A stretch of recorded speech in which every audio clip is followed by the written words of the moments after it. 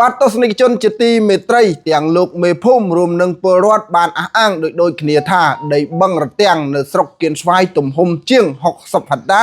គឺត្រូវបានលក់ឲ្យคล้ายជាកម្មសិទ្ធិឯកជនអស់ហើយបាទសូមស្ដាប់ការបញ្ជាក់របស់លោកមេភូមិបឹងហ្នឹងបឹងរទាំងទៅដីនឹងគ្រប់ទៅប្រហែលហាត់តាំងពីផ្លូវនឹងម្ដងបឹងទាំងទៅដីនេះខាងខ្ញុំជាង60តាជាង60ណាអាហ្នឹងមកសម្រាប់ទាំងនេះទាំងយើងទាំងត្បូងទីផ្សេងក៏អាចារ្យមកតែជាង60ហិកតាណាបាទប៉ុន្តែថ្ងៃលក់អស់ហើយណាអស់អញ្ចឹងបើយើងលក់នោះតាមបដ ாய் នេះទៅជាង100ម៉ែត្ររហូតទៅហ្នឹងមកខ្លះក៏ជាង100ខ្លះក៏ដល់ដែរជាងតាម100ភូមិខ្លះតាមភូមិខ្លះផ្ទះខាងនោះអញ្ចឹងគាត់អ្នករត់មិនដែរលក់តែខាងនេះយើងក៏អាចទៀមទាបានចំណែកដែរអញ្ចឹងខាងនេះខ្ញុំគេយកចំណែកបានដែរហើយទៅចែកចំណែកឲ្យ35%អូអ្នកខាងនេះផ្លូវ35%បាទប៉ុន្តែបានតែមេគ្រួសារទេបានមេថ្លៃអត់ទេបានតែចាស់ហើយអញ្ចឹងមានន័យថាចំណែកខាងនេះគេទា35%ឯនោះបាន65%អ្នកប្រឹងប្រែងផ្ទាល់តែថ្ងៃយើងចេញផ្លូវរឹងអស់ហើយតាដីអត់ទាន់ចេញទេប៉ុន្តែបិទផ្សាយអស់ហើយបិទផ្សាយអស់ហើយបាទតែមិនទាន់បានចេញផ្លូវរឹងទេបាទការដែលបិទផ្សាយយើងនិយាយថា3ខែមិនតាំងពីបិទផ្សាយមកមិនទាន់ដល់3ខែនេះមកជា2ខែនេះតែបានជាង2ខែអញ្ចឹងមានតុកពុះអូតាណាប្រហូតមានបន្លាយរបស់ទឹកបន្លាយទឹកនឹងផុតពី100ម៉ែត្រពីហ្នឹងទៅអត់ជាងគាត់ទេតាមភូមិសាស្ត្រខ្លះខិតម្នេះខ្លះទៅនោះអញ្ចឹងទៅបើខាងនេះនោះខ្លីដែរខាងនេះវែងដែរចុងហ្នឹងខ្លីដែរពុះអូនទុកតឹងប្រហែលម៉ែត្រក្នុងការភូមិកន្លែងខ្លះបានជាង20ម៉ែត្រកន្លែងខ្លះជាង20ម៉ែត្រ20ម៉ែត្រជាង30ម៉ែត្រជាង40ម៉ែត្រជាង50ម៉ែត្រអីពុះអូទុកធំណាស់យោបាទហ្នឹងទុកដល់ហើយនៅមានបញ្ហាខ្លាចមានបញ្ហាណាខ្លះណាវាថាទុកធំពេកអត់ដីយើងគិតបញ្ហាមកខ្លាចដល់ទុកតូចពេកទៅហើយចោលទៅហងគាត់ថាមកពីលក់អស់បាទអញ្ចឹងមានន័យថាពីមុនវា60ហាត់ជាងមែនប៉ុន្តែឥឡូវហ្នឹងគេខ្វៀលពលរដ្ឋឲ្យពលរដ្ឋឈរឈ្មោះលក់ហ្នឹងខ្វៀលនៅសល់តែបដ ாய் 20ម៉ែត្រអីណាបដ ாய் អូចឹងពោះអូណាបដ ாய் ពោះអូក្នុងការមាន20ជាងមាន30ជាងមាន40ជាងអូមានតូចតាមកន្លែងហ្នឹងទៅដូចពុះលេងកែបហ្នឹងបាទយកខ្ញុំមកមិនចាច់ទេវាមកចាំមកបាទហើយទុកខាងខាងទៀត10ម៉ែត្រខាង9ម៉ែត្រខាងចិត្តក្តឹបផ្ទះដែរឬមួយក៏ខិតទៅនោះឆ្ងាយដែរអូនហើយអានេះអ្នកខ្លះបាន50ម៉ែត្រអ្នកខ្លះ60ខ្លះนะครับនិយាយថាពុទ្ធសាអញ្ចឹងមានន័យថាផុតពីក្តឹបផ្ទះហ្នឹង50ម៉ែត្រទៅអូហើយផុតពីអូទៅបានដីគេទិញហ្នឹងបាទដីគេទិញដីជាប់មិនដែររបស់ទៅខាងនោះបន្លាយទេអញ្ចឹងបាទខាងនោះបន្លាយបានមកខាងភូមិធំមកចូលនេះអញ្ចឹងបន្លាយយ៉ាងហ្នឹងបាទអញ្ចឹងបន្លាយហ្នឹងមកទល់ដីកម្មសិទ្ធិផ្ទះពលរដ្ឋហ្នឹងអត់ដល់ទេអត់បន្លាយនៅនោះទេអត់ទេនេះគេណាស់នេះចាចេញទៅលក់អញ្ចឹងគ្រួសារខ្លះបែកន្លែងវែងទៅបាន10000ជាងអីចឹងទៅហ្នឹងបាទដីតាមភូមិសាស្ត្រណាដីកោងហ្នឹងគេបានវែងទៅដីចេះមកដល់មកខ្លីដែរតាមខ្លីគិតលុយតាមហ្នឹងទៅតាមក្រៃយកអានេះសិតតាំង2017 18ណាយកលោកពីសាអមលកុយនៅបំពេញមិនគាត់ថាចំនួនណាអញ្ចឹងមានន័យថាគេតំឡុកជាបន្តបាទទំលក់ទៅគ្រួសារ8គ្រួសារ8គ្រួសារខ្ញុំអស់ហ៎8គ្រួសារហ្នឹងទំលក់ឆ្នាំណារួមមានតាំង23ហ្នឹងអូចលង20ឯកសារយើងវិញអត់ទិញ22 23បាទខ្ញុំ22 23អញ្ចឹងមេឃុំគាត់អត់មានសាញ់សូញអីទេរឿងញ៉េហ្នឹងមែនគាត់និយាយទៅមកទីជនរយគាត់ធ្វើបាទបងប្អូនមិញនេះគឺជាការលើកឡើងដោយផ្ទាល់ពីសំណាក់លោកខាត់ខុនមេភូមិរទាំងបាទឥឡូវនេះសូមបងប្អូនស្ដាប់ការលើកឡើងរបស់ប្រជាពលរដ្ឋម្ដងបើតែលក់អស់ហើយក្រុមហ៊ុនអីទៀតទេបងបានលក់គេដែរលក់ទាំងអស់ហ្នឹងបានម្នាក់បែរបានទេបានអាដែរ cá lộn mười phun chi ô thấy còn mẹ mán tốn này đấy tiền phun chi ô thấy anh nói nghe từ đây bồ rót mười phun mười khung còn nẹ được phăng bằng tiền dữ này bằng tiền biết cái chuyện của con những cái bố cha đấy một khi là phải nhớ một khi mình còn phải nhớ dương mạch bàn ở nhà thở thì cái này cho mỗi ngày ở giếng giếng lúc mà cũng một khi mình phải nhớ ở cái bàn tại nó vô đây bằng cái việc thở người ta chỉ phải con nó bằng bàn con giếng cầm con này này còn một ngày việc thế nữa nhà thở cái con cái lụa ở trong lúc con ngon giếng làm khám giếng cho cha này thở nhẹ nhẹ đó nhà mộc này coi này một nhà cao nhà tiêm tia đó có cái băng rọt băng tàu như là nặng băng kỳ đá ở dưới tâm khám đây cái tôi đây dương bên ai người ta là dùng miền lòng đá một là miền lòng đào ngọt rồi chân cái tiêm kia do đại mình bán vì chân là hỏi gì bài tập làm cái đó không nó bó chú chạy như luôn nó bó sáng cái tí xăng để thấy con tí chết chạy như luôn cái mình dưới giống mình bên đây là bọc crom mình bên ấy đây bằng đảo anh chồng bằng mình là bọc crom này đặt đây bọc crom đọc cái gì nữa tức là cái bay chai được đây con này mà bỏ hộp vơi nhìn đây mà đây phải man rồi mày nào cái không có gì cái đặc bà đây gì cái này nó và đây tam của tôi tiền này nó rồi bà đấy đó bà đây nó đây bà đây nha má còn môn đọc mai chứ cái tôi đọc còn môn mai tức việc bà bay này lúc mà mai lộn đăng bay nè này khuyên đăng đi đăng đặt nhầm này đi hỏi của nó nghe nó giờ tại lôi kia khuyên mưa man mày đầu chân giống đây đây là đang đường đây Nhật Bản đâu mà rồi sam tập mà hai người ta bao nhiêu mét ô chiêng rồi máy đây nhỉ chiêng rồi máy cắt ở linh đó cắt từ tất cả bên đấy đó nhà tôi rất là việc trong trong ban nè cả tu mà trang luôn ban tích tiền nè tiền nó còn mà mình muốn con đang tập em con bây giờ Isma nè có đằng đó tiền tiền đó luôn nè tiền các bạn nuôi trong tràn tiền nè là chiêng rồi nó lấy nè tiền nè tầm năng luôn đấy nó nghe ban trơn thì chiêng lên tí đó rồi nè trong cái đây cái này này đặt tay cơm nó này chiêng làm mấy nó còn trong đây thì lấy ba ha mai học mai tao mai không mai đây nó tao mai nó đang làm cái phòng nó bị tinh trong tập đi rồi ai luôn tới ban bọc cái tôi thì nó mang nó ban rèm con kia đấy rèm con kia nè tiêm tiền đấy ban rèm con bây giờ mà đem về đây này nè tiêm tiền đấy đây giờ lôi nè tầm nắng nè của nhóm giờ lôi là bồ câu rồi này kia gì đã bồ câu nữa đấy nha rồi nè tiêm tiếp giờ lôi là sao rồi nè mà cho anh giờ đây là không mà cho anh giờ lôi na thì mình vừa nói là đăng đứa nào vừa nói đó đây là vừa nói là trong cái thể đó rồi cho mình đang từ mà mọi người cặp giờ mình đây dùng đây bị đám nó cái lúc của tôi để nó đám lúc của tôi nhân cái này còn non ở dưới này cái tôi đúng không tôi nông vay lấy cái thiết đưa cái nó nên mình đăng nè đăng cả nhom nè cái nè tập ở đây vô từ lưới anh vô ai cả ta mà mưa cái con này nữa cái nè tập ở đây vô từ lưới màn mưa nó sẽ đang ngay chỗ để trong vô ai cả ta ai mới mà đăng theo cái hiện luôn ta là bài giờ lưới đi mẹ buồn về con thì bởi con ra tâm tôi ta ăn mưa ai cả mưa ai cả ta mà chính xác ai cả ta cái tròn cái dư cho nó dưới mình cho nhà cô không nên là ca bạn được hai tầm năm hai tháng biến đi hàng thế ở dưới bởi thêm ở cái năm thế mấy lụa tầm lấy thì anh kêu tu tên rồi lụa bên trong đấy tới cái tầm lấy mà kia mà khi lắm với nhau đi anh đi Nam Tây Việt Nam ra với làm một năm rồi đấy là anh kêu đi anh có thêm tăng cái này này này nó có đấy tăng đi để nó chăm mà tiêm kia cho tam tập em kia rồi tôi chăm em kia rồi là tôi nói tăng tiêm kia rồi năng tí và là nhà sau này hay lên từ trước mà đó 2 năm tôi rồi tôi nhung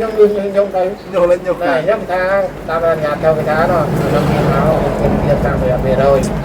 hai tầng nhông tới kia em tới trong tầm nan tới vậy ta nó bị chìm tam về đó dân phồng nè bờ phồng trên mình ấy thì tôi lôi ai và rồi cái không có bàn lôi chạy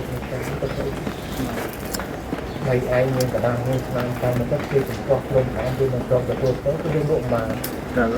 có làm đây nguyên đây đôi sáng này nó nói có tham nguyên ai cả ta nó dùng ai cả ta đây nguyên nó hot sóc nó tê lùi qua ta tôi dính bắn có pha thiệt nặng viên chất viên kia giàu nước chứ không biết chất viên kia đâu bằng rồi cho nó chạy kia bằng nó lắc bắn nó đây ចឹង ណាត់នេះឡើងតាំងពី2016ដល់7ហ្នឹងហ៎ ហើយឡើងមុននោះមក មុននោះផង សប្តាហ៍គាត់បានអីនេះđây tôi nông pin này đâyគាត់បានតតាមហ្នឹងទេហ្នឹងផៃកាន់កាប់rồi nátទាំងអស់ ខ្ញុំទៅប្រហុតខ្លួនលោកហ្នឹងស្នាតទៅហើយណា ណាយើងអាចចាំប្រហែលយើងដឹងទេយើងថាគេមកទីបើគេតន់វាខ្លាំងវាគុំតន់អាហ្នឹងទេ មិនថាគាត់អ្នកសញ្ញេទេចឹង ហ្នឹងហើយ ក្នុងនោះផងដែរដើមរាំងក៏បានទំនាក់ទំនងសុំការបកស្រាយពីលោកអ៊ូឈៀងអតីតអភិបាលស្រុកគៀនស្វាយនិងបច្ចុប្បន្នជាប្រធានក្រុមប្រឹក្សាស្រុកគៀនស្វាយក៏ប៉ុន្តែលោកបានរុញដើមរាំងឲ្យទៅសួរពលរដ្ឋរួមនឹងអាជ្ញាធរមូលដ្ឋានបាទយ៉ាងណាក៏ដោយទាំងពលរដ្ឋក៏ដូចជាលោកមេភូមិគឺបានអះអាងដូចគ្នាថាដីបឹងរទាំងជាង60ហិកតាគឺត្រូវបានលក់អស់ហើយកាលពីសម័យលោកអ៊ូឈៀងជាអភិបាលស្រុកបាទសូមស្ដាប់បទសម្ភាសន៍ជាមួយលោកអ៊ូឈៀងយ៉ាបងដីបឹងរទាំងនៅភូមិរទាំងថាកាលនោះថាពលរដ្ឋអ្នកឈរឈ្មោះលោកមែនឬមួយក៏មិនបងដីបឹងរទាំង ដឹងទេសួរខាងស្រុកគេទៅសួរមូលដ្ឋានគេទៅមកសួរខ្ញុំមិនដឹង ចង់ថាបើថាលោកនោះតាមចំនួនបងអញ្ចឹងណាបានចេះសួរ ខ្ញុំអត់ដឹងទេសួរប្រជាជនសួរអាជ្ញាធរអីមូលដ្ឋានហ្នឹងមកសួរខ្ញុំចប់ហើយខ្ញុំដឹងខ្ញុំធ្វើច្រវាយស្រងតែដឹងគេលក់ដីងាប់ហើយ ពលរដ្ឋថាការនោះបងអ្នកសម្បកសម្រួលទៀតពេលចែកទៅខាងនេះអ្នកក្តិតផ្ទះនេះបាន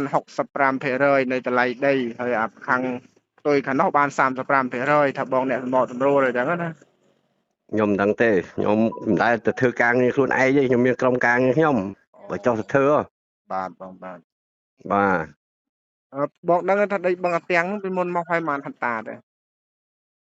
អត់ដឹងទេកុំសួរខ្ញុំថាខ្ញុំមិនដឹងទេឲ្យសួរអាជ្ញាធរមូលដ្ឋានមកគាត់ច្បាស់យល់ទេ បាទក្នុងរឿងនេះដើមរាំងក៏បានទំនាក់ទំនងសុំការបញ្ជាក់ពីលោកមានណាតមេឃុំភូមិធំដោយលោកថ្លែងទទួលស្គាល់ថាពិតជាមានការលក់ដីបឹងរទាំងប្រកាសមែនគឺពលរដ្ឋជាអ្នកលក់ក៏ប៉ុន្តែលោកមានណាតបានបដិសេធទំហំដីបឹងរទាំងដោយលោកមានណាតបានអះអាងថាទំហំដីបឹងរទាំងពុំមែនជាង60ហិកតានោះទេគឺត្រឹមតែ5ហិកតាប៉ុណ្ណោះស្ដាប់បទសម្ភាសន៍ជាមួយលោកមានណាតចង់ដឹងថាដីបឹងអាទាំងនៅភូមិអាទាំងមិនមែនអាទាំងត្បូងណាបង បាទអានោះថាពីមុន60ហិកតាជាងចង់ដឹងថាបឹងនឹងមានការទិញលក់មែនឬមួយក៏យ៉ាងម៉េចបឹងអាទាំងដី60ហិកតាជាងនៅដុំដីនៅភូមិអាទាំងហ្មងមិនមែនអាទាំងត្បូងទេអាភូមិអាទាំងនេះនៅភូមិអាទាំងដូចជាអត់មានដីណាដល់60ហិកតាទេបងអញ្ចឹងបាទថាទិញលក់ហ្នឹងតាំងពីជំនាន់លោកអ៊ូឈៀងជាអភិបាលស្រុកហើយឥឡូវហ្នឹងគេឃ្វាលទឹកទៅផ្លូវទឹក20ម៉ែត្រទេសល់ប្រហែលហ្នឹងខ្លាចជាកម្មសិទ្ធិឯកជនអស់ហើយគេថាអញ្ចឹងណា អូអត់ទេបងដីនៅអាទាំងហ្នឹងដីតមូហ្នឹងបាន60ហិកតាផងអញ្ចឹងគីឡូច្រឡំខាងដីខាងវត្តក្នុងទេបងអត់ទេនៅអាទាំងហ្នឹងហ្មងក្រិតក្តិតផ្ទះពលរដ្ឋហ្នឹងលេខក្រោយក្តិតពលរដ្ឋហ្នឹងដីកន្លែងហ្នឹងប្រហែលជាយ៉ាងច្រើនណា5-6ហិកតាហ្នឹងអញ្ចឹងបាទអញ្ចឹងលោកមេភូមិថាជាង60ហិកតាអញ្ចឹងគាត់ថាទេបងអើយ60ហិកតាធំណាស់ នោះគាត់ថាជាង60ហិកតាបាទឥឡូវពលរដ្ឋលក់អស់ហើយពលរដ្ឋតាមកតុយផ្ទះអញ្ចឹងគាត់ថាចេះបាទកតុយផ្ទះហ្នឹងគាត់លក់មែនទេបងតែដីហ្នឹងវាមិនដល់ប៉ុណ្ណឹងទេយ៉ាងច្រើន5ហិកតាជាងអញ្ចឹងបាទហើយផ្លូវទឹកហ្នឹងវាមានតូចមានធំកន្លែងខ្លះរហូតដល់80ម៉ែត្រហ្នឹងវាមានតាមរៀងបឹងអញ្ចឹងហ្នឹងហើយបាទវាមិនអាចបឹងវាមិនអាចត្រង់ភ្លុញទេបង ចំណែកលោកកេតផលប្រធានការិយាល័យរៀបចំដែនដីនគររូបនីយកម្មសំណង់និងភូមិបាលស្រុកគៀនស្វាយគឺទូរស័ព្ទរបស់លោកមិនអាចទំនាក់ទំនងបានទេគឺខលមិនចូលតែម្ដងបាទរីឯលោកលៅសុកសានអភិបាលស្រុកគៀនស្វាយគឺបានថ្លែងថារឿងទិញលក់ដីបឹងរទាំងនេះគឺកើតមានតាំងពីរូបលោកពុំទាន់កាន់តំណែងជាអភិបាលស្រុកម្លេះហេតុនេះលោកពុំបានដឹងនោះ ទេទូផងដែរដើមរាំងក៏បានទំនាក់ទំនងទៅកាន់លោកសុកកណ្ណរិទ្ធប្រធានមន្ត្រីរៀបចំដែនដីនគររូបនីយកម្មសំណង់និងសុរិយោដីខេត្តកណ្ដាលក៏ប៉ុន្តែលោកសុកកណ្ណរិទ្ធបានបដិសេធមិនបកស្រាយឡើយដោយទាមទារឲ្យដើមរាំងទៅជួបលោកដោយផ្ទាល់នៅមន្ទីរសុរិយោដីបាទសូមស្ដាប់បទសម្ភាសន៍ជាមួយលោកសុកកណ្ណរិទ្ធខលពីសារព័ត៌មានដើមរាំងទៅ มีการมีการ จะบอกถ้าได้บังอาจแตงเชียง60 ở ตา cái មាន trăm ការទិញល ở ក់ xu cho ở tại cái đang là trăm mà trong đang phò làm biên lõ mà mình ti làm bây giờ bà ở slide trăm này bà bạn trong kia slide ដើម្បីឲ្យលំអិតដើមរាំងក៏បានទំនាក់ទំនងទៅសុំការបញ្ជាក់ពីលោកប្រាក់លៈប្រធានមន្ត្រីធនធានទឹកនិងអូតូនិយមខេត្តកណ្ដាលក៏ប៉ុន្តែលោកប្រាក់លៈបានបដិសេធមិនបកស្រាយឡើយដោយលោករុញឲ្យទៅសួរអ្នកនាំពាក្យរដ្ឋបាលខេត្តកណ្ដាលដីបឹងរទាំងនៅភូមិរទាំងឃុំភូមិធំស្រុកគៀនស្វាយហ្នឹងថាមានពលរដ្ឋឈរឈ្មោះលក់ឲ្យដីហ្នឹងថាជាង60 ហិកតា ឥឡូវហ្នឹងកាត់ជ្រៀលនៅសល់តែផ្លូវទឹក20 ម៉ែត្រ 30 ម៉ែត្រទេបដោយបឹងអញ្ចឹងណាចឹងដល់តើករណីហ្នឹងមានអញ្ចឹងមែនឬមួយក៏យ៉ាងម៉េចបងហើយខាងណាដែរខ្ញុំខាងសារព័ត៌មានដើមរាំងបងហើយសារព័ត៌មានដើមរាំងបាទមិនស៊ើបមើលខ្លួនឯងទៅហើយស៊ើបឲ្យបញ្ចេញព័ត៌មានអញ្ចឹងបានសាកសួរខាងបងទៀតអញ្ចឹងណាពាក់ព័ន្ធមួយករណីហ្នឹង សួរទៅអ្នកនាំពាក្យរដ្ឋបាលខេត្តណាអញ្ចឹងបាទបងប្អូនក្រោយលោកប្រាក់លៈរុញឲ្យទៅសួរអ្នកនាំពាក្យរដ្ឋបាលខេត្តកណ្ដាលបែបនេះដើមរាំងក៏បានទំនាក់ទំនងទៅលោក ជីស៊ីវត្ថានាយករដ្ឋបាលនឹងជាអ្នកនាំពាក្យរដ្ឋបាលខេត្តកណ្ដាលក៏ប៉ុន្តែទូរស័ព្ទចូលហើយលោកស៊ីជីវត្ថាមិនទទួលនោះទេប៉ុន្តែប៉ុណ្ណោះដើមរាំងក៏បានទំនាក់ទំនងទៅកាន់លោកដឹមបូរ៉ាអភិបាលរងខេត្តនឹងជាអ្នកនាំពាក្យរដ្ឋបាលខេត្តកណ្ដាលក៏ប៉ុន្តែលោកបានបដិសេធមិនបកស្រាយឡើយដោយលោកថា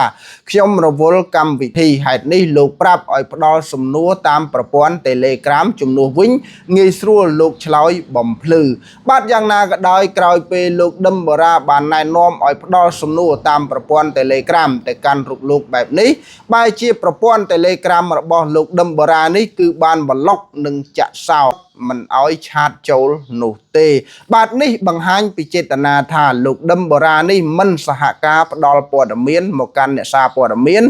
និងមិនសហការផ្ដល់កិច្ចសម្ភាសដើម្បីឲ្យមហាជនអស់ចម្ងល់នោះទេជំវិញករណីទិញលក់ដីបឹងរទាំងទំហំជាង60 ហិកតាបាទបងអូនខលពីសារព័ត៌មានដើមរាំងទៅបាទគ្រប់ឲ្យដំបងចេះឲ្យដំបងថាលើពលរដ្ឋថាមានការលក់ដីបឹងរទាំងទេបងអាចត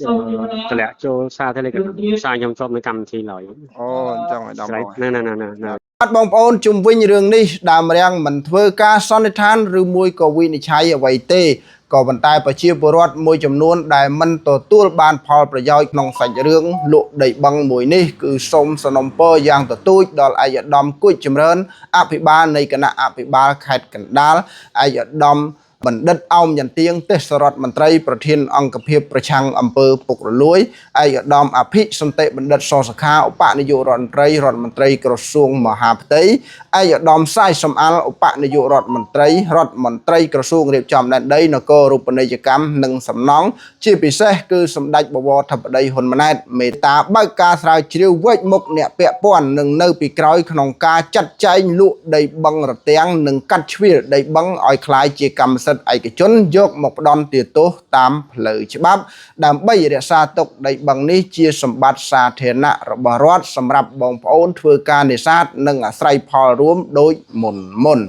យ៉ាងណាក៏ដោយបើយោងតាមការអះអាងរបស់លោកមេភូមិក៏ដូចជាប្រជាពលរដ្ឋផ្ទាល់នឹងគឺបានបញ្ជាក់ដូចគ្នាថាដីបឹងរទាំងគឺត្រូវបានលក់អស់ហើយការទិញលក់នេះគឺចាប់ផ្ដើមដំបូងតាំងពីឆ្នាំ2017 2018ហើយទើបនឹងទិញលក់បង្ហើយនៅអំឡុងឆ្នាំ2023 2024យើងនេះដែរទេហើយបច្ចុប្បន្នដីបឹងរទាំងនេះគឺត្រូវបានវាស់វែងជាប្រព័ន្ធរួចហើយក៏បានបិទប្រកាសរួចរាល់ផងដែរគឺរៀបចំនឹងចេញប្លង់រឹងបើនិយាយពីភាពខុសគ្នានៃការលើកឡើងរវាងលោកមេភូមិរទាំងនិងលោកមេឃុំភូមិធំវិញដោយលោកមេភូមិអះអាងថាដីបឹងរទាំងនេះទំហំជាង60 ហិកតាក៏ប៉ុន្តែលោកមេឃុំអះអាងថាទំហំជាង5 ហិកតានោះទេបាទយ៉ាងណាក៏ដោយសាវតានៃសាច់រឿងមួយនេះគឺលោកខាត់ខុនមេភូមិរទាំងគឺបានអះអាងថាដីបឹងរទាំងទំហំជាង60 ហិកតានេះកាលពីឆ្នាំ75គឺប្រជាពលរដ្ឋបានអាស្រ័យផល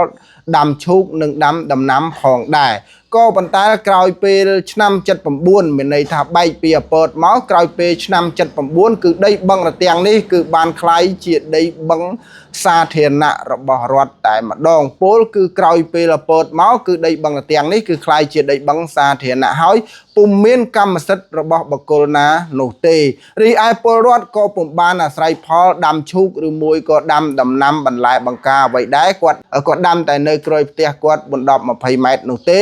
រីឯដីបឹងរទាំងទាំងមូលគឺជាដីបឹងសាធារណៈដែលបងប្អូនប្រជាពលរដ្ឋធ្វើការនេសាទជាលក្ខណៈគ្រួសារនិងធ្វើការនេសាទតកូនតចៅតាំងពីក្រោយបែកប៉ុលពតរហូតដល់បច្ចុប្បន្នរហូតដល់ឆ្នាំ2017 2018ស្រាប់តែមានការដើរទិញនិងមានការរៀបចំលក់ដោយបងប្អូនយើងបានស្ដាប់ហើយសំឡេងរបស់ប្រជាពលរដ្ឋគឺបានអះអាងថាការលក់នេះគឺជាការចាត់ចែងនិងជាការរៀបចំរបស់អាជ្ញាធរជាពិសេសគឺមានការសម្របសម្រួលពីលោកអ៊ូឈៀងនោះលោកអ៊ូឈៀងជាអភិបាលស្រុកគាត់សម្របសម្រួលថាបងប្រជាពលរដ្ឋយើងអ្នកមានកន្ទុយផ្ទះជាប់ដីបឹងលុកដីបឹងនេះគឺលុយខ្យល់ទេដូច្នេះហើយចែកជាមួយនឹងអ្នកដែលមានផ្ទះទល់មុខបាទខ្ញុំសូមបញ្ជាក់ផងដែរថាករណីលុកដីបឹងរទាំងជាង60ហិកតានេះខ្ញុំបានចុះស្រាវជ្រាវនិងអង្កេតយ៉ាងហ្មត់ចត់និងល្អិតល្អន់បំផុតបាទបងប្អូនមានន័យថាបងប្អូនប្រជាពលរដ្ឋយើងដែលជាអ្នកឈរឈ្មោះលក់ដីដោយផ្ទាល់នេះគឺទទួលបានចំណែកលក់ដីចំនួន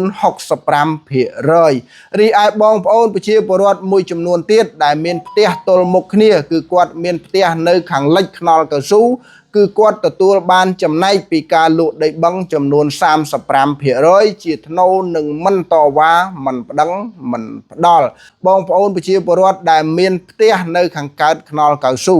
បាទកន្ទុយផ្ទះរបស់គាត់នឹងគឺជាប់នឹងដីបឹងរទាំងហេតុនេះបងប្អូនដែលមានកន្ទុយ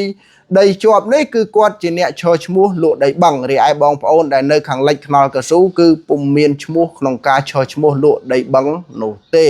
បាទបើយោងតាមពលរដ្ឋថានីតិវិធីបែបនេះគឺជាការរៀបចំរបស់អាជ្ញាធរហើយដែលផ្អែកថាបឹងរទាំងនេះគឺជាដីបឹងរួមហេតុនេះហើយគឺត្រូវតែរាល់ការទិញលក់គឺត្រូវតែមានការបែងចែកលុយបែបនេះហើយក៏ប៉ុន្តែយ៉ាងណាក៏ដោយបងប្អូនប្រជាពលរដ្ឋនៅតែមិនអស់ចិត្តរឿងតម្លៃនោះទេបាទដោយខ្លះអះអាងថាដីបឹងរទាំងនេះតម្លៃពិតប្រាកដខ្ទង់1ការ៉េ$30 1ហិកតាតម្លៃដល់ទៅ$30,000ឯណោះក៏ប៉ុន្តែប្រជាពលរដ្ឋដែលឈរឈ្មោះលក់គឺទទួលបានតម្លៃត្រឹមតែ1ហិកតា$18,000ប៉ុណ្ណោះបាទនេះជាការលើកឡើងរបស់បងប្អូនប្រជាពលរដ្ឋនោះទេប្រជាពលរដ្ឋក៏បានអះអាងថាការទិញលក់ដីបឹងនេះគឺអាជ្ញាធរជាអ្នករៀបចំនិងអាជ្ញាធរបានលុយច្រើនគាត់លើកឡើងអញ្ចឹងគាត់ថាមេឃុំស៊ីអស់ហើយលក់ដីនឹងគាត់គ្មានបានប្រមាណទេបានមកគ្រួសារ5,000 6,000 7,000ទេក្រៅពីនឹងអាជ្ញាធរគេបានលុយអស់ហើយណែគាត់និយាយអញ្ចឹងហើយបើយើងស្ដាប់ទៅសម្ដីរបស់ប្រជាពលរដ្ឋផ្សេងទៀតគឺគាត់បានអះអាងថាការទិញលក់នោះគឺឆ្នាំ2017 2018ប៉ុន្តែបានលុយគ្រប់នៅឆ្នាំ2020ដោយលុយខ្លះទៅទទួលនៅភ្នំពេញហើយខ្លះទទួលនៅសាលាស្រុកនិងទទួលនៅសាលាឃុំដោយបែងចែកមានន័យថាអ្នកខ្លះឈរឈ្មោះលក់ដីបឹងនឹងបានលុយតិចជាងអ្នកប្តឹងតវ៉ាទៀតបាទកតុយដីបឹងដែលនៅក្រោយផ្ទះគាត់នឹងចំអាដីបឹងរៀងតូចនឹងគាត់លក់ទៅបានតិចការ៉េទៅតម្លៃទៅ$18នឹងបានលុយតិចជាងអ្នកផ្ទះនៅទល់មុខគាត់ដែលអត់មានផ្ដិតមេដៃលក់អីសោះប៉ុន្តែគេតវ៉ាគេថានេះជាដីបឹងសាធារណៈទេអញ្ចឹងបើសិនជាមិនឲ្យលុយទៅគេមិនបែងចែកចំណែកអីគេមិនឲ្យលក់ដល់អញ្ចឹងទៅខ្លាចរឿងអាជ្ញាធរក៏បានសម្របសម្រួលឲ្យចែកគ្នាទៅបាទនេះជាការបញ្ជាក់របស់ពលរដ្ឋថាដំបូងឡើយគាត់អ្នកផ្ដិតមេដៃលក់គាត់មិនចង់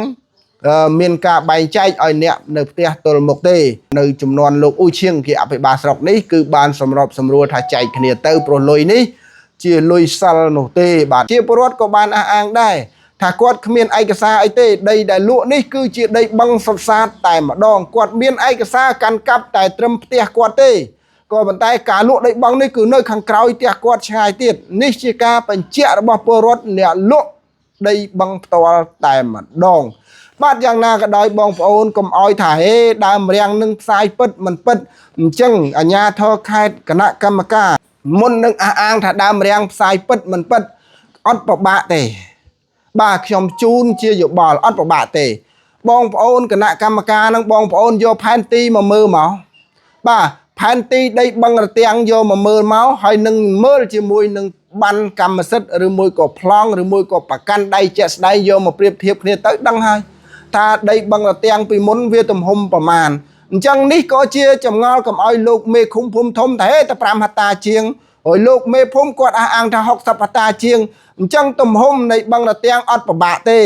បាទយកតែផែនទីមកមើលមកឃើញឲ្យទំហំប្រមាណក្រោយពេល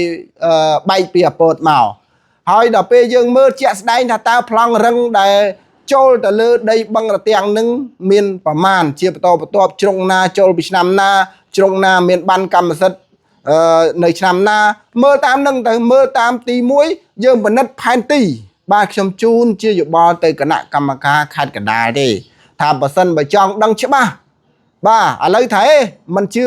ការលើកឡើងរបស់មេឃុំទេមិនជឿការលើកឡើងរបស់លោកអ៊ូឈៀងទេ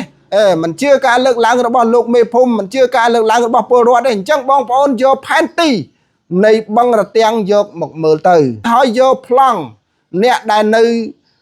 ចូលទៅក្នុងដីបឹងរទាំងឬមួយក៏ជាប់បឹងរទាំងយកមកប្រៀបធៀបគ្នាទៅថាប្លង់ណាចូលប្រមាណ100ម៉ែត្រប្លង់ណាចូលប្រមាណហើយក្រុមហ៊ុនណាទិញក្រុមហ៊ុនណាលក់បងប្អូនគណៈកម្មការនឹងស្រាវជ្រាវបែបនេះនឹងដឹងហើយពលគឺជាក់ស្ដែងគឺយកផែនទីនៃដីបឹងរទាំងយកមកផ្គូផ្គងជាមួយនឹងប្លង់កម្មសិទ្ធិក៏ដូចជាប្រកាន់ដៃដែលកាន់កាប់ទៅលើដីបឹងនោះបងប្អូននឹងដឹងហើយថាឯកសារកសាងបានឯកសារនៃនីតិវិធីនៃការកសាងបានតើនរណាខ្លះដែលសញ្ញេពាក់ព័ន្ធនឹងដីបឹងហើយបើសញ្ញេពាក់ព័ន្ធនឹងដីបឹងហើយហេតុអ្វីក៏អាជ្ញាធរមិនទប់ស្កាត់ចំពោះ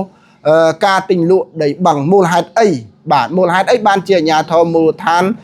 ការិយាល័យភូមិបាលស្រុកក៏ដូចជាលោកមេឃុំមិនទប់ស្កាត់ចំពោះសកម្មភាពទិញលក់ដីបឹងរទាំងបាទតែប៉ុណ្ណឹងយើងដឹងហើយបើមូលហេតុយ៉ាងម៉េចយ៉ាងម៉ាឃើញពលរដ្ឋនិយាយទេបាទពលរដ្ឋគាត់អះអាងរួចហើយមូលហេតុយ៉ាងម៉េចពីណាបានលុយអីយ៉ាងម៉េចហ្នឹងគឺគាត់អះអាងរួចហើយអញ្ចឹងមិនបាច់ឆ្ងល់អីច្រើនទេមានតែផែនទីដីបឹងរទាំងយកមកផ្គូផ្គងជាមួយនឹងការកាន់កាប់ដីបឹងជាក់ស្ដែងជាមួយនឹងនីតិវិធីនៃការកសាងបានកម្មសិទ្ធិទៅឃើញបាត់ឃើញចូលដីបឹងប្រមាណពីណាយកដីបឹងប្រមាណហើយខ្ញុំបាទក៏សូមបញ្ជាក់ផងដែរថាដីបឹងរទាំងនេះគឺស្ថិតនៅភូមិរទាំងឃុំភូមិធំស្រុកគៀនស្វាយខេត្តកណ្ដាលបាទបើយើងចូលពីផ្លូវរទាំងក្បែរវត្តគៀនស្វាយក្រៅចូលតាមផ្លូវរទាំងនឹងគឺដីបឹងរទាំងនឹងគឺនៅខាងស្ដាំដៃរីឯខាងឆ្វេងដៃបងប្អូនឃើញហើយនោះគឺស្ថិតនៅក្នុងភូមិរទាំងត្បូងគឺដីបឹងដូចគ្នាបឹងរទាំងដែរក៏ប៉ុន្តែគេមានផ្លូវរទាំងនឹងគឺចែកជា2បាទគឺខាងឆ្វេងដៃនៃផ្លូវរទាំងគឺដីបឹងនៅក្នុងភូមិរទាំងត្បូងក្នុងឃុំភូមិធំដែរក៏ប៉ុន្តែខាងស្ដាំដៃនេះគឺជាដីបឹងរទាំងស្ថិតនៅភូមិរទាំងដែលលាតសន្ធឹងបណ្ដោយពីលិចទៅកើតបាទក្រោយភូមិរទាំងតែម្ដងហើយនៅចំខាងលិចផ្លូវជាតិលេខ1ដុំមុខវត្តគៀនស្វាយក្រៅយើងនឹងបាទនៅបងប្អូនយើងចូលតាមផ្លូវរទាំងទៅឃើញហើយខាងស្ដាំដៃឃើញមានគេសាងសង់បរិយាអីហ្នឹងបងប្អូនឃើញទេលើយនៅក្នុងបឹងហ្នឹងអញ្ចឹងវាល្មមដែលលោកមេឃុំថាដីបឹងរទាំងហ្នឹងគឺទំហំតែជាង5ហិកតានោះទេក៏ប៉ុន្តែប្រសិនបើយកផែនទីមកមើលទៅដឹងហើយបាទកុំឲ្យប្រកែកគ្នារឿងទំហំប៉ុន្តែយ៉ាងណាក៏ដោយលោកមេឃុំភូមិធំ